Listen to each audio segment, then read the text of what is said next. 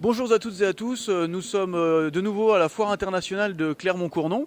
Aujourd'hui nous sommes accompagnés donc de l'association Entraide Médicale Internationale, ou plus rapidement EMI, où je suis avec Françoise et Jean-Yves. Bonjour à tous les deux. Bonjour.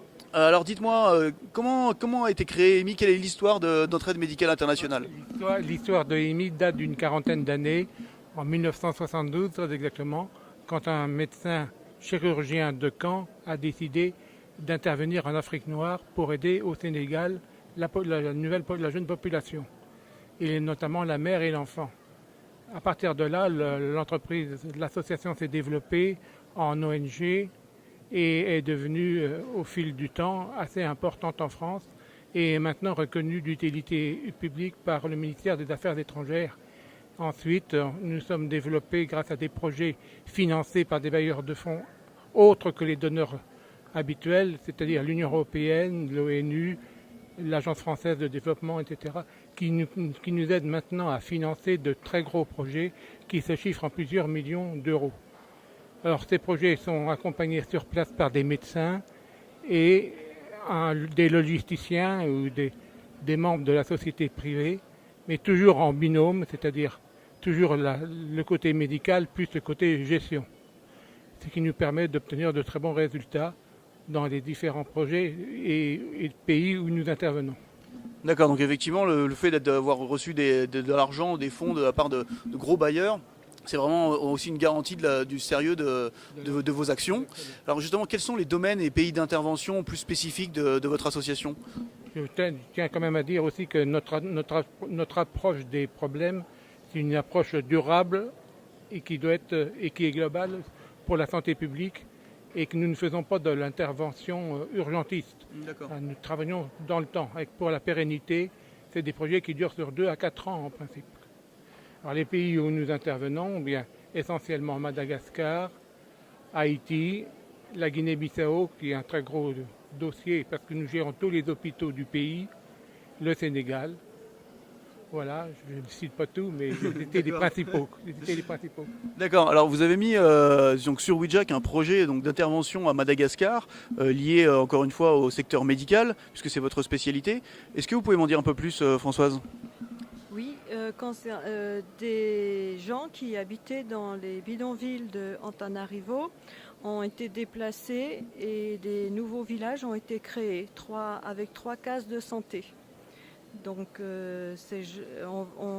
l'équipe de EMI forme des médecins sur place, infirmiers, sages-femmes pour assurer le suivi médical de ces nouveaux habitants. D'accord, alors vous avez été sur place, vous, est-ce que vous avez une anecdote à nous raconter par rapport à votre expérience justement avec ce projet à Madagascar? Les médecins de EMI qui se sont rendus sur place ont voulu vacciner bien sûr les enfants et se sont aperçus qu'il n'y avait pas de frigo pour conserver ces vaccins. D'accord, et donc du coup vous cherchez à mettre en place un frigo et ce quel va être l'intérêt pour les bénéficiaires? Oui, c'est de pouvoir conserver les vaccins et puis d'assurer la vaccination sérieusement. On a constaté que la population faisait 4 heures de marche dans la brousse pour faire venir vacciner un enfant, alors qu'on aurait eu sur place un frigo avec panneaux solaires. On peut vacciner sans problème pendant plusieurs semaines de suite. D'accord, oui, parce qu'il faut préciser que les vaccins ont une durée de vie très limitée, et donc du coup ça oblige les personnes à venir se vacciner un jour bien précis, ce qui fait que certaines personnes ne peuvent pas accéder le jour J à la vaccination, c'est ça?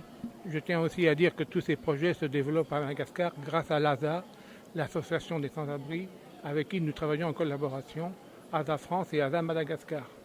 D'accord, et donc du coup pour tous les spectateurs, vous pouvez donc retrouver ce projet-là sur WeJack et participer à son financement et découvrir un peu plus comment vous pouvez les aider.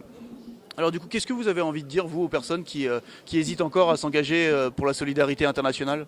La première des choses, c'est d'y croire, parce Ouais. qu'une fois qu'on est parti en Afrique, on oublie très vite nos petits problèmes du quotidien pour s'apercevoir dans quel dénuement les gens peuvent vivre et de se rendre compte de tous les besoins dont ils nous font part. Et c'est pourquoi un volontaire de solidarité internationale doit surtout savoir s'adapter sur le terrain, comprendre une population qui a une autre culture que la sienne et pouvoir s'y intégrer. D'accord, je comprends que c'est vraiment une aventure très riche, à la fois en émotions et en découvertes culturelles. En tout cas, merci beaucoup d'avoir répondu à nos questions, Jean-Yves et Françoise. Pour les spectateurs, vous pouvez donc retrouver Entraide Médicale Internationale sur leur profil association sur WeJack, et vous pouvez donc, comme je vous ai dit tout à l'heure, soutenir le projet donc, pour les cases médicales à Madagascar. Merci beaucoup, passez une bonne journée. Au revoir.